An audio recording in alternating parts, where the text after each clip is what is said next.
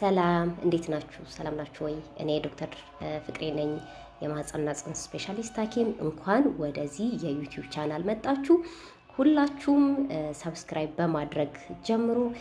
አሁን ቀጥታ ወደ ቪዲዮ እሄዳለሁ ማለት ነው። እንግዲህ ብዙ ጊዜ እናቶች ወደ ክትትል፣ በተለይ ነፍሰ ጡር እናቶች ለክትትል በሚመጡበት ጊዜ አንድ ነገር ተደጋግሞ ይከሰታል እና ይሄንን ምን ማድረግ እንዳለባችሁ ነው በዚህ ቪዲዮ ከመጀመሪያ እስከ መጨረሻ እምነግራችሁ ማለት ነው። እና ምን ይሉኛል ዶክተር፣ በጣም ብዙ ምጠይቅሽ ያሰብኩት ጥያቄ ነበረኝ፣ እዚህ ስደርስ ግን ረሳሁት ይሉኛል። እና ይሄ ላይክ እኛ አንደርስታንድ እናደርገዋለን። ለምን እርግዝና በጣም ጭንቀት የሚበዛበት ሰዓት ነው። የእንቅልፍ ማጣቶች አሉ። ኢቭን ብትተኙም ራሱ ምቾት የሌለው እንቅልፍ ነው ማለት እንደፈለጋችሁ እንደ ሌሎች ሰዎች ተገላብጣችሁ ምናምን መተኛት አትችሉም። እና እነዚህ ነገሮች እንደገና ደግሞ ሰውነታችሁ ውስጥ የሚኖረው አካላዊ ለውጥ ራሱ እንደገና ደግሞ የሜታቦሊዝም የሚባለው የእሱ ለውጥ የሆርሞኖች ተደማምረው ብቻ የመርሳት እድላችሁ እንግዲህ ሁላችሁም እንደምታዩት ትንሽ ይጨምራል ማለት ነው። እና ከዚህ ጋር የተያያዘ ይሄ አንቲናታል ኬር ፎሎ አፕ ጋይድላይን የሚባል ነገር አለ። ማለት የጽንስ ክትትል መመሪያዎች እንደማለት ነው። እና እነሱ ለዚህ በጣም መፍትሄ የሚሆን ነገር አስቀምጠዋል። እና እሱን ነው የምነግራችሁ ዛሬ ማለት ነው። እና ይሄ ምን ይባላል መሰላችሁ? ሁላችሁም ለምሳሌ ልጅ ሆናችሁ ዲያሪ እንደምታዘጋጁት የእርግዝና ዲያሪ ወይም ፕሬግናንሲ ዲያሪ ይባላል ማለት ነው። እና በውስጡ ምን አሉት መሰላችሁ? እንግዲህ ዲያሪ ትንሽ መጽሐፍ ልታዘጋጁ ትችላላችሁ፣ ወይንም ደግሞ በስልካችሁም እንደ ላይክ የስልክ ኖቶች አሉ አይደለ? ስማርትፎኖች ላይ ኖት መጻፊያዎች ላይ አሉ። እዛ ጋር ኖት መጻፊያዎች ላይ እንደ ፓወርፖይንት ወር ዋቴቨር አድርጋችሁም ልታዘጋጁት ትችላላችሁ። ብቻ እናንተ በሚመቻችሁ ነገር ማዘጋጀት ትችላላችሁ። ምንድነው የምታደርጉት? እዛ እንትኑ ላይ ፔጁ ላይ ስም ግዴታ ነው፣ ሙሉ ስማችሁ። ለምን ይሄ ነገር የሚጠቅማችሁ ለእናንተ ብቻ አይደለም። ለምሳሌ እናንተ እንግዲህ አይበለውና የሆነ ነገር ቢያጋጥማችሁ ሊሆን ይችላል፣ አጠገባችሁ ላለ ሰው እንደ መረጃ ሊያገለግልም ይችላል። እና መጀመሪያ ላይ ስማችሁ፣ ሙሉ ስማችሁ ብትችሉ እድሜያችሁንም ጨምራችሁ እዛ ጋር ዶክሜንት ታደርጋላችሁ ማለት ነው። ከዛ ምንድነው የምትጽፏቸው?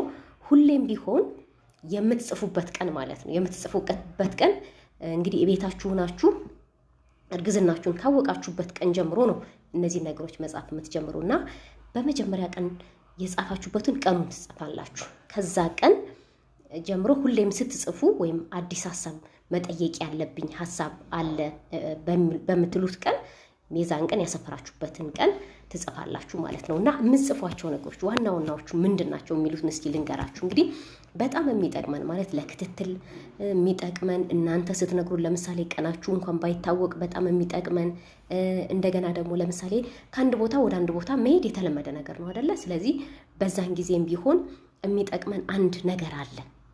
ለምሳሌ እቤት ሊሆን ይችላል የፕሬግናንሲ ቴስት ወይንም የእርግዝና በሽንት ቴስት ያደረጋችሁት ወይንም ጤና ተቋም ሄዳችሁ ሊሆን ይችላል ቴስት ያደረጋችሁት ማለት ነው። ስለዚህ የመጀመሪያ እሷን ቀን ዶክሜንት አድርጋችሁ በዚህ ቀን እርግዝናዬ ፖዘቲቭ ሆነ።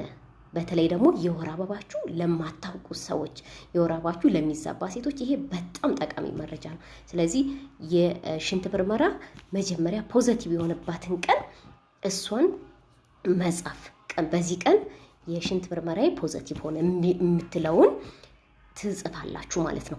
እንዳልኳችሁ የወር አበባችሁን የምታውቁ ከሆነ የወር አበባ የምታውቁ ሰዎች ከሆናችሁ ለመጨረሻ ጊዜ የወር አበባ የፈሰሰበትን ቀን ዶክሜንት ብታደርጉት፣ በተለይ ይሄ የሚጠቅመው የወር አበባችሁ ያልተዛባ የሆነ የተስተካከለ አይነት የወር አበባ አመጣጥ ላላችሁ ሴቶች ይሄ እንደ ቀን መቁጠሪያነት በጣም ስለሚያገለግለን በደንብ ስለሚያገለግለን እሱን ዶክሜንት አድርጋችሁ ብታስቀምጡት እንዲሁ በጣም ይጠቅመናል ማለት ነው። ሁለተኛ የምትጽፏቸው ነገሮች ምልክቶቻችሁ፣ አዲስ ምልክቶችን ማየት የጀመራችሁበት ቀን ማለት ነው። አዲስ በቃ ኖርማል ከነበራችሁበት ጊዜ አዳዲስ ምልክቶችን ማየት የጀመራችሁበት ቀን። እንግዲህ ከመጀመሪያውም እንደነገርኳችሁ የእርግዝና ምርመራዎችን አደረጋችሁ፣ የመጨረሻ ወር አበባችሁን ዶክሜንት አድርጋችሁ ከዛ ቀጥላችሁ ምንድነው የምልክቶቻችሁን አዳዲስ ምልክቶቻችሁ ከዛ እንዳልኳችሁ ምልክቶቻችሁን አዲስ የምታዩዋቸው ምልክቶች በተለይ ደግሞ ለእርግዝና አዲስ የሆናችሁ ሰዎች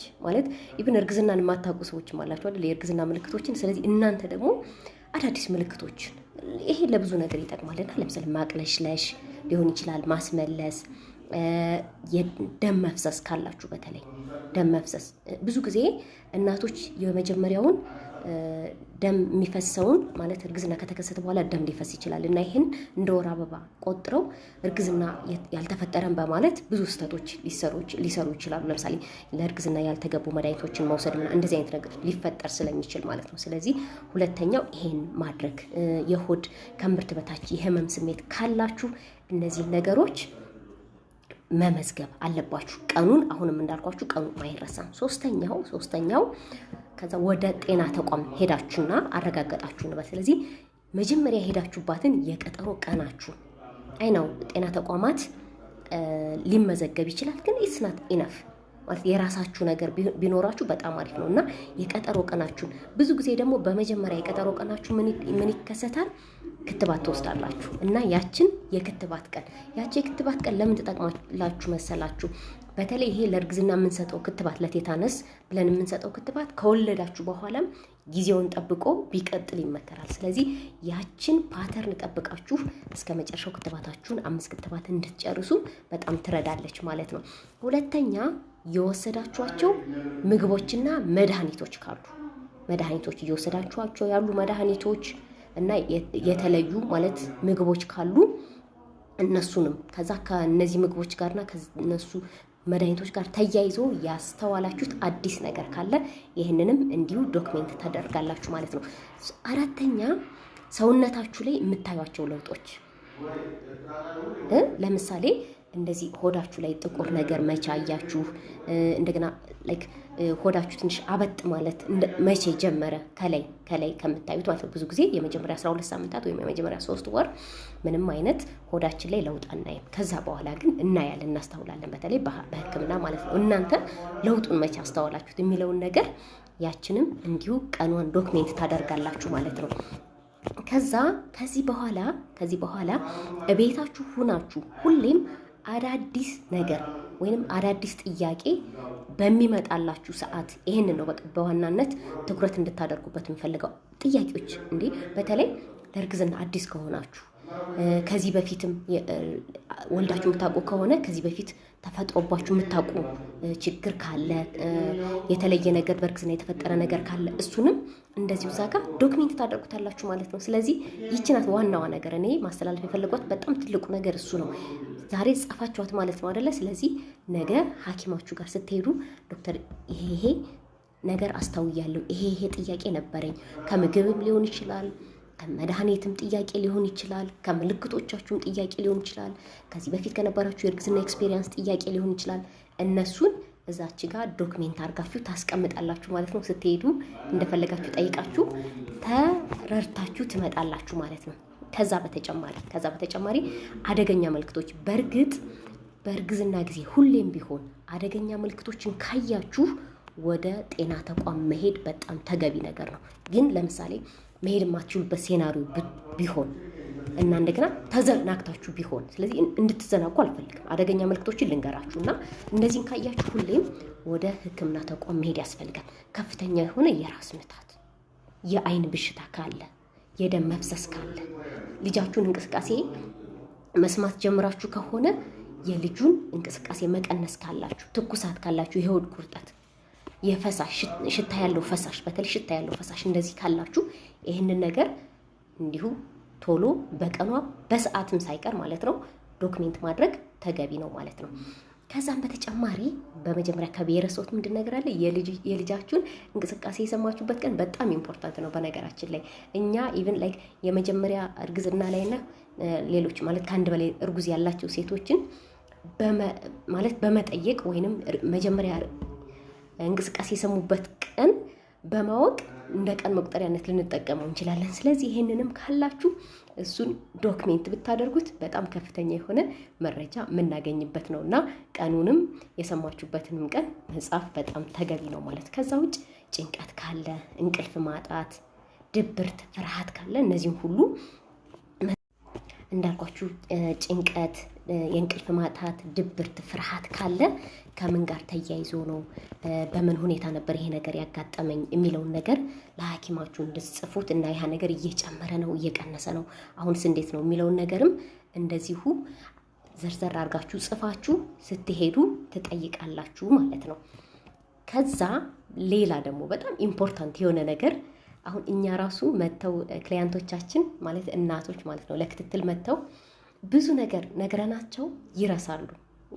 እንደነገርኳችሁ ይሄ የእርግዝናው የራሱ ባህሪ ነውና ይሄን ነገር በምን ማስወገድ ይቻላል መስላችሁ? ይቺ ፕሬግናንሲ ዲያሪዋን ክትትል ስትመጡ እዛችኋት ከመጣችሁ ሐኪሙ የሚነግራችሁ ነገር እዛች ጋር ዶክሜንት ታደርጋላችሁ ማለት ነው። ስለዚህ እንደዚህ ስታደርጉ በቃ አትረሱ ማለት አይደለም።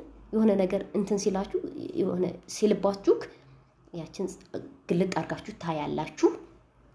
ቀለለ ማለት አይደል፣ ህይወት ቀለለ ማለት ነውና ፕሬግናንሲ ዲያሪ ምን ያህል ህይወት እንደሚያቀል ከዚህ መረዳት ትችላላችሁ ማለት ነው። ከዛ በተጨማሪ ለመውለድ የምታደርጓቸውን ዝግጅቶች ከጤና ተቋም ልታገኙ ትችላላችሁ። ካነበባችሁትም ሊሆን ይችላል። የምታደርጓቸውን ዝግጅቶች ለምሳሌ የምትመርጡትን ቦታ፣ የትራንስፖርት አማራጮቻችሁ እነሱንም እንዲሁ ፕላን አድርጋችሁ ማስቀመጥ ያስፈልጋል ማለት ነው። ስለ ቤተሰብ ምጣኔያችሁ ያላችሁን በደንብ ትጠይቃላችሁ። እነዚህን ሁሉ ዶክሜንት አድርጋችሁ ማስቀመጥ ያስፈልጋል ማለት ነው። ይሄን ሁሉ ካደረጋችሁ ይሄን ሁሉ ከለፋችሁ በኋላ ይሄ መረጃችሁ ተቀምጦ ለእናንተ ለወደፊት እርግዝናችሁ ለወደፊት ጤናችሁ በጣም ተገቢ ነው። በጣም ኢምፖርታንት ስለሆነ አስቀምጣችሁ ለወደፊት እርግዝናዎችም ትጠቀሙበታላችሁ ማለት ነው። ስለዚህ ምርጥ የሆነች የፕሬግናንሲ ዲያሪ ወይም የእርግዝና ዲያሪ አዘጋጅታችሁ ይሄን ነገር አድርጉ ለማለት ነው። ቪዲዮውን ሼር አድርጉ።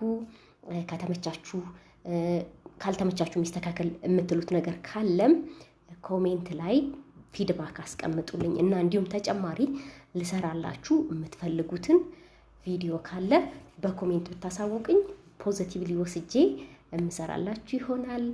ለሁላችሁም ጤና ሰላም ይሁን ባይ